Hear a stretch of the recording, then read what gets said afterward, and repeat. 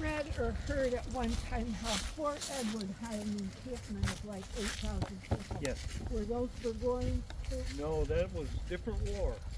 That What? was French and Indian War. Okay, thank you. Yeah. And in fact, Ticonderoga did not play a central role in the Revolution. It played an ancillary role, important role, but most of the fighting around Ticonderoga and Fort Edward were French and Indian War. Okay, I'm not a very good history student, so I'm trying to learn. Well, this is our famous boot monument, so-called because it has a relief of a boot, a left boot, which is where Arnold was wounded. Arnold is leading the troops in. If you remember from that map, the fortification faced west, and it was wide open on the side here. I don't know whether these trees were here at the time. They may or may not have been. The wheat field is up here in this direction, and the Americans are chasing the British back to this fortification and the one at Freeman Farm. And Arnold leads them in, and he's shot, and he makes that unhistorical comment about would the bullet had pierced my heart, but gets a great deal of credit for leadership, and this became the pivotal moment in the battle. So they created this monument. It says on the back here, arrested in 1887. This is a time after the Civil War. Patriotic feeling is very high, particularly in the North. And again, before we set aside land to memorialize the battles here, it was memorialized by monuments such as this, and there are many of them around the park, erected by ancestors of people famous or not so famous in the battle, or in the case, for example, of Kosciuszko's monument, it's stopped to by the Polish community that wanted to commemorate his contributions, which were significant. This is supposedly the point at which Arnold was shot as he rode in leading the troops. I'll read the back of it here. Erected in 1887 by John Watt de Peyster, Peyster, breveted Major General in the New York Militia. Means he was basically a paper pusher in the Civil War. He is the second vice president for the Saratoga Monument Association, in memory of the man, of the most brilliant soldier of the Continental Army, who was desperately wounded on this spot, the sally port of Burgoyne's great Western redoubt, 7th October of 1777,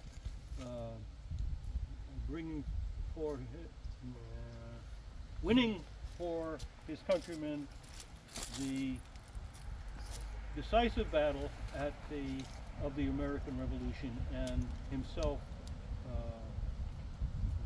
rank of Major General. Well, he's not quite right on some of those things. First of all, Arnold was already a Major General, and secondly, this isn't really the sally port of the Great Western Redoubt. That's 9 and 10.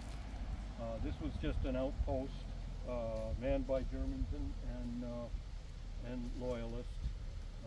But once it fell, the main fortification at Freeman Farm was no longer tenable, and Arnold does get credit for that legitimately.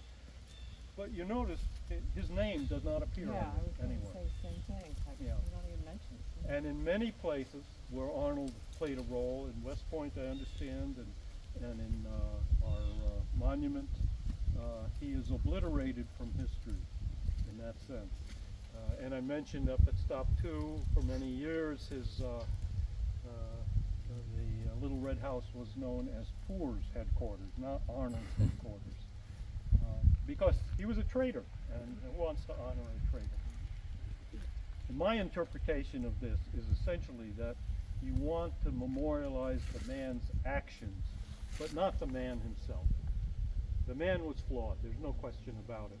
When you think about his turning to the British, you have to think also about the other senior officers who were beset by financial problems, by being overlooked for promotion, by the inability of Congress to support the army and as it should have, by all of the kinds of things that irritated this man.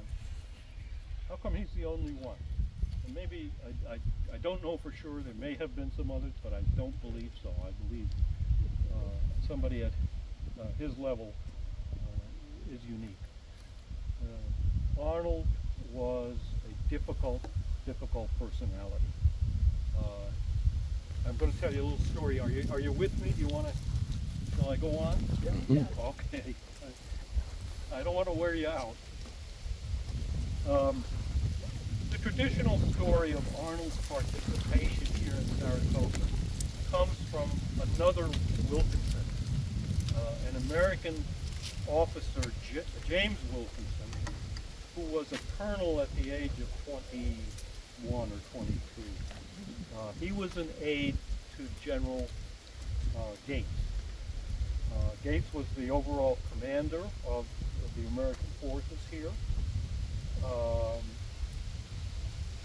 After the first battle, Gates and Arnold got into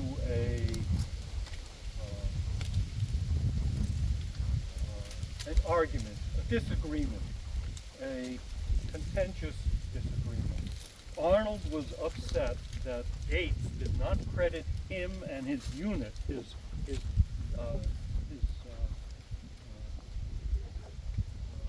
command for their activities in that first battle, and they took the brunt of it. They were the troops that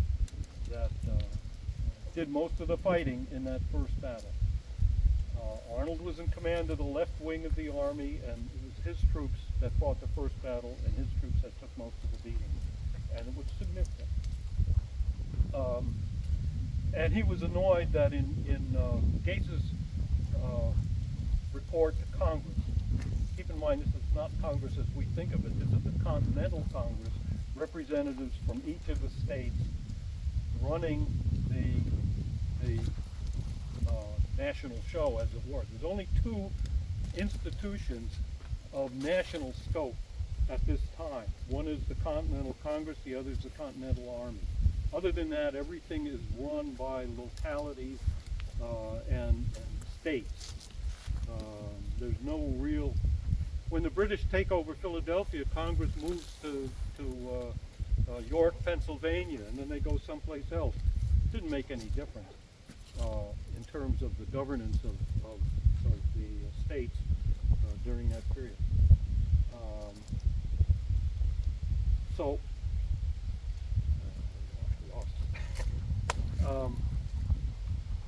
Report. Gates' report. Go ahead, continue. You like your thing thought. Well, I'm 81 next month. God bless you. Happy birthday. And things get a little mushy, and I apologize for that. You're talking about Gates's report to Congress. Oh, right. Okay, thank you. And Arnold gets really PO'd off at this. And he writes a letter, kind of a snotty letter to his boss. He's getting in a fight with his boss. And this friction exists during the entire 18-day period between the two battles. And the officer corps is becoming split.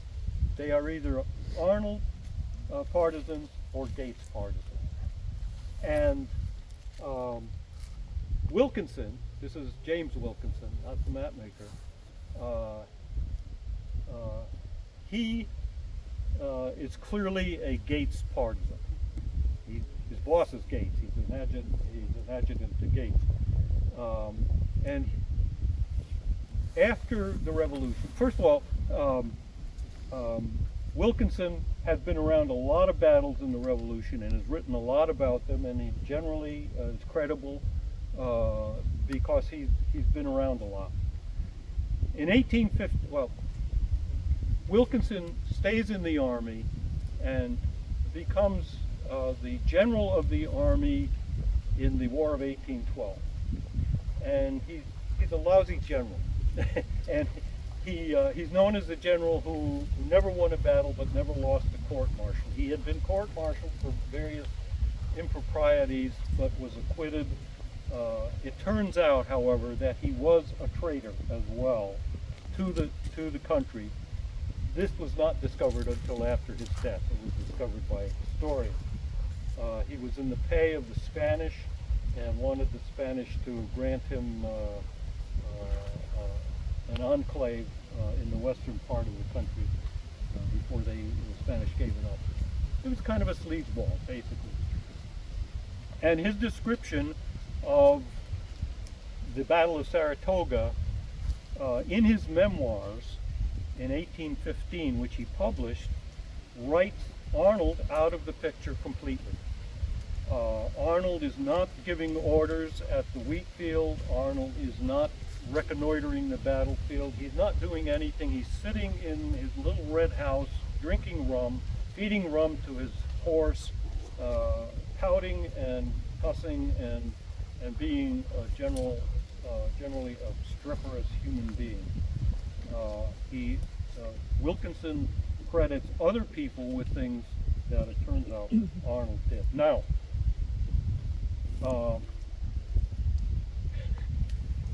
in 2016, a letter surfaces on eBay, of all places, and it's detected there by one of our volunteers. And while we couldn't purchase, a fitting thing, we couldn't purchase the letter, our historian, Eric Schnitzer, was able to transcribe this letter. This letter was from an officer in a New Hampshire unit that has come into the camp on October 7th, tomorrow. His name is Batchelor. He brings his regiment into the camp. He goes up to the Nielsen house. He's writing to his wife on October 9th, after the second battle. He is not involved in any of the conflict in the officer corps, but he hasn't been here, and his wife certainly is not a party to any of the contention. He's writing an objective letter describing what he sees at the Nielsen house. Now, before he enters the story, the officers are at luncheon in Gates' headquarters, just down the road from the Nielsen house. And they are conversing, and they hear the firing start at stop 5, the wheat field. And this is 2 o'clock in the afternoon or so. Arnold rises and asks Gates, may I go and see what's going on? I'm concerned about the firing. Something's happening. Gates says to Arnold, I'm not sure I can trust you, Arnold, because these guys were at loggerheads. Arnold says, I promise not to commit you. Let me see what's going on and I will report back to you. Gates says, very well, go. This is before Batchelor arrives on the scene. And this is information that has been uncovered subsequently by Eric Schnitzer, our historian, looking into unpublished manuscript letters and reports that substantiate this happening at this luncheon. Now we get Batchelor coming up to the Nielsen house, and up comes, he's describing this to his wife now, up comes Gates and his entourage, and Gates says, "Where's Arnold?" This is after the luncheon, and Arnold's aides say, "Well, he's at the battlefield, and he's reconnoitering the battlefield." And Gates says, "Very well, send a rider after him, because I want to send Colonel Scammel's regiment out, and I don't want Arnold firing on him. I don't want a friendly fire thing. Let him know that Scammel's coming to support him." Then he describes, Batchelor describes Arnold coming back. Arnold says something to the effect of, "I believe they wish to do you battle. Give me some troops, and we will have fun with them before the sun goes down." Gates says, "Very well, give the orders." And Arnold gives the orders.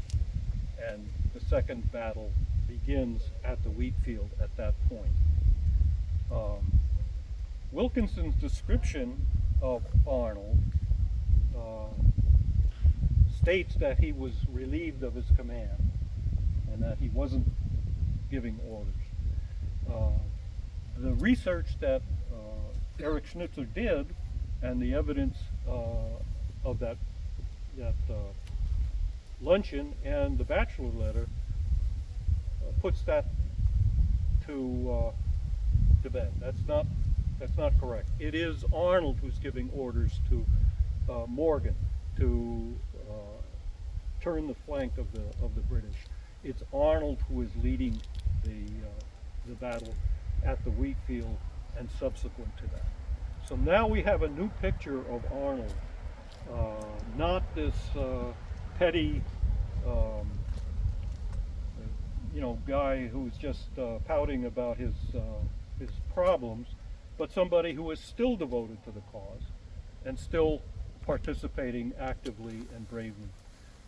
And again, he comes here and gets shot for it. The second time he's shot in the leg, same leg, he was shot in Quebec in 1775. We have a different picture of both Arnold and Gates. Gates is sometimes criticized as being too reticent. He's a defensive general. Keep in mind that his assignment was to be defensive. He was to create a defense against the movement to Albany, and to prevent that. And he did. He did exactly as he was ordered to do. He may not have been the frontline general that Arnold was, but the two men, having different viewpoints on how to employ the army against the British, came together at the critical time, devoted to the cause, and made it happen and brought about a victory here. So we give credit both to Arnold and to Gates for doing what each of them should do in a situation that they found themselves in. Sir? So, Arnold got shot in this general area? Yes. Okay. So is this where the redoubt was, right here? Is this where the redoubt was? Is Up that- there, you see the red top stakes. We can walk up that way if you'd like. It faces west, the idea being that it's protecting the road to the British main camp out on the river. And that was the road that the British Army was using to try to flank the Americans. But they never got past the stop 6. Other questions? So that picture you showed of the U.S. Army or Continental Army coming up the redoubt. Yes, When they you would have talking- they would have poured in here. And This- there's no protection on this side. So that picture you showed us, that took place here. No, Over there. the picture, it was over there. Okay. The blue and red troops. Mm-hmm. Okay. Yeah, that was over there. All right. The talk tomorrow will be about all that new information. I'm sorry? The talk tomorrow will be about that new information. Oh, Eric's talk tomorrow, yes. I suspect he will talk about that. I don't know what exactly he's going to do. You're going to film that? Yeah, we'll be doing a video, and that'll be up on YouTube I'm also. going to be here, Mark. Okay, good. Okay. Well, you'll have to tell me, I'm not sure I'm doing Okay, I'll find it. But I pay close attention. Eric Schnitzer is in uncovering this, that's a career-making move for any historian. This is a significant change in the way we have been looking at Gates and Arnold over the last 200 years or so. Something else that just escaped me. I'll think of it. Maybe tomorrow I'll write you all a note. Yeah, it is a significant change in the history of Saratoga. The bachelor letter. And there are copies of that at the visitor center if you want one. I think they keep a bunch of them. So, I'm a little bit confused about the sequence of events. Okay, let's unconfuse you. Yeah. So,